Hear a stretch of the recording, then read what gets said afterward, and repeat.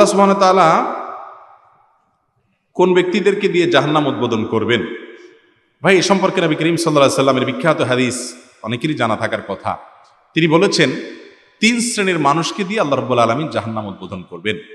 তাদেরকে আগে জাহান্নামে দিয়ে শুরু করবেন, সবার আগে তারা জাহান্নামে যাবে। তাদের মধ্য থেকে যেই 3 ব্যক্তির কথা হাদিসে আসছে, তারা সবাই কিন্তু দেখতে ভালো মানুষ, আসলে ভালো না। তার ভিতরে একজন আলেম, কারি, যিনি মানুষকে ইসলামের কথা বলে, কোরআন তেলাওয়াত শোনায়, ভালো ভালো কাজ করে। এই ব্যক্তিকে আল্লাহ কিয়ামতের দিন ডেকে বলবেন, তোমাকে আমি অনেক কোরআন হাদিসের জ্ঞান দিয়েছি, আলেম হইছো, হাফেজ হইছো, কারি হইছো, সুন্দর কণ্ঠ আছে, সব দিছি, কি করছো তুমি বলো এগুলো দিয়া?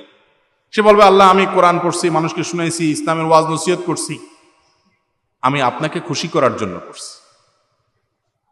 আল্লাহ বলবেন, না, তুমি মিথ্যা কথা বলতেছ, তুমি আমাকে আমার সন্তুষ্টির জন্য করো না, তুমি করছো মানুষের কাছ থেকে বাহবা পাবা, লাইক